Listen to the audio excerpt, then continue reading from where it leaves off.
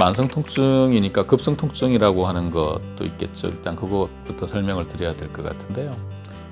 통증이라고 하는 신호는 우리 몸에서 손상을 받았을 때 뇌에다가 알려주는 그런 시그널이 되겠죠. 정상적인 조직은 일정 시간이 지나게 되면 회복이 됩니다. 대개는 뭐 짧으면 일주, 길면은 한 2달 이상 가지는 않아요. 근데 만성 통증은 이러한 통증의 기간이 좀 오랫동안 지속이 돼서 보통 우리 한 3개월 정도부터 얘기를 많이 합니다. 한 3개월 이상 통증이 지속되는 경우, 그리고 이게 통증만 지속되는 경우가 아니라 이 통증으로 인해서 우울증이나 아니면 불안감 또는 불면증 또는 기억력 장애와 같이 일상생활을 하는데 좀 어려움을 겪게 되는 경우가 함께 생겼을 때 만성 통증이라고 이제 정의를 내립니다. 첫 번째는 이제 통증이 가장 문제겠죠. 통증으로 인해서 기분이 항상 나쁘고요. 그리고 언제 또 통증이 심해질지 굉장히 우울해지는 경우가 있습니다.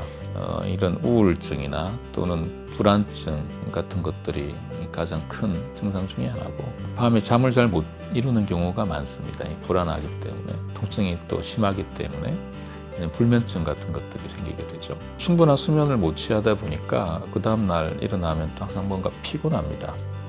주로 환자들이 호소하는 게 머리에 뭐 안개가 낀 것 같다고 많이 해요. 그러니까 정신이 맑지 않고 뭔가 몽한 느낌이 항상 들고 기억력도 좀 떨어지게 되고 그런 어떤 증상들을 항상 호소하는 경우가 많습니다.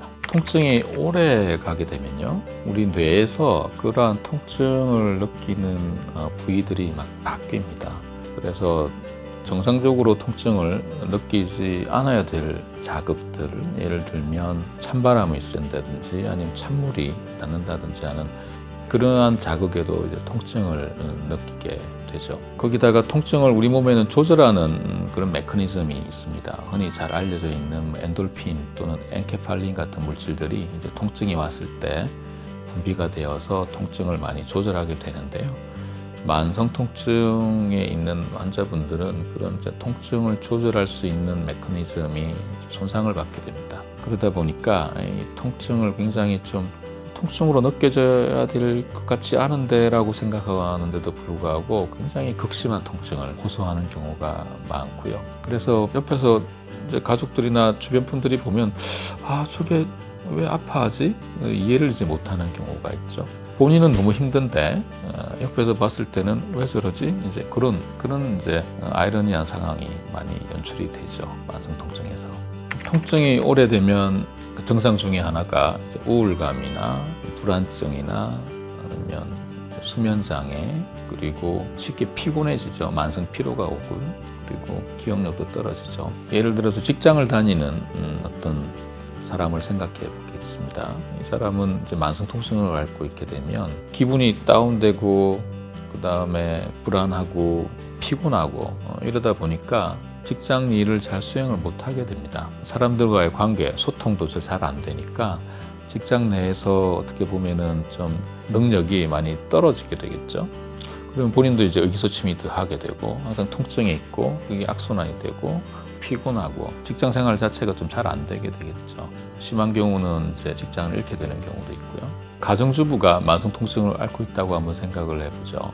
만성 통증으로 인해서 여러 가지 우울증이나 불안증, 수면장애, 만성 피로 이런 것들 때문에 가사 일을 할 수가 없습니다. 그러면은 그 가족 구성원들이 이해를 하지 못하면 이제 가족 내에서 갈등이 생기게 되겠죠. 그렇게 되면 아주 심한 경우는 가족이 깨지는 경우도 생기게 돼서 이 만성 통증 자체가 어떤 이 개인의 사회생활을 뿐만 아니라 가정생활까지 파탄을 낼 수 있는 좀 심각한 질환이 될 수도 있다는 게 가장 이제 문제가 될 것 같고, 어떻게 보면 우리 사회 공동체로 봤을 때는 굉장히 심각한 질환이라고 할 수 있을 것 같습니다. 만성 통증은 대개는 말씀드렸다시피 이제 처음에 조직이 손상이 되면 시간이 지나면서 회복이 돼야 되는데, 그렇지 않은 경우는 대개는 이제 신경이라고 하는 조직이 좀 잘 회복이 안 되는 걸로 알려져 있어요. 예를 들면 뇌졸중을 이제 앓기도 했는데 그 뇌 병변 부위가 감각신경하고 밀접한 관련이 있는 시상이나 아니면 대뇌 1차 감각 중추 같은 곳에 손상을 받게 되면 이런 통증이 좀 오래 가게 되는데, 그렇지 않고 아무런 원인 없이 또 통증이 지속되는 경우도 있습니다. 가장 대표적인 질환이 섬유근통 증후군이라고 하는데요. 대개는 여성한테 좀 더 많아요. 여성한테, 남성보다. 그래서 일부 이제 연구자들은 이제 폐경기 이후에 생기는 경우가 많아서 아마 여성 호르몬이 일정 부분 작용하지 않을까 이제 생각을 하고 있고요. 그리고 이제 만성 통증 환자들을 대상으로 유전체 연구들이 좀 진행이 된 게 있는데요. 거기에 보면은 이제 염증과 관련돼 있는 유전자에 좀 문제가 있는 게 밝혀졌습니다. 그래서 아마도 어떤 염증 기전과 관련해서 좀 비정상적인 소인이 있는 분들이 어떤 손상을 받게 됐을 때 통증이 오래 지속이 되는 게 아닐까라고 이제 생각을 하고 있고요. 하지만 그 원인에 대해서는 아직도 잘 모르는 경우가 많아서 더 이제 환자분들 치료하는데 좀 어려움이 있다고 볼 수 있겠습니다. 우리 일상생활 할 때 제일 많이 쓰는 쪽에서 잘 생기겠죠. 많이 다칠 수 있겠죠. 국내에서 진행된 연구를 보면 무릎에서 제일 많다고 알려져 있고요. 그 다음에 이제 허리 부분이 있고요. 그리고 이제 목하고 어깨 이렇게 나갑니다. 물론 모든 부위에다 통증이 유발되실 수 있습니다. 손목이나 발목이나 고관절이나 내장 기관에 또 만성 통증이 있으신 분들도 있어서요. 항상 이제 속이 불편하신 분들도 있고, 드물게는 이제 혀에 설통을 또 호소하시는 분도 있어서 좀 다양한 이제 부위에 통증을 호소하게 됩니다. 네, 우리 암이 생겼을 때 조기 치료를 하면 치료가 완쾌되는 경우가 많지 않습니까? 네, 마찬가지인데요. 이 통증이 생겼을 때 이게 만성화되지 않게 하는 게 상당히 중요합니다. 통증이 만약에 3개월 이상이 계속 지속이 되는 것 같고 점점 뭔가가 악화되는 것 같고 뭐 그렇다 그러면 꼭 만성 통증을 전문으로 하시는 선생님을 한번 찾아가시는 게 중요합니다. 왜냐하면 이게 통증이 오래되면 될수록 우리 뇌에 기능적인 이상을 유발하게 되거든요. 뇌의 기능적인 변화는 굉장히 시간을 많이 요하게 됩니다.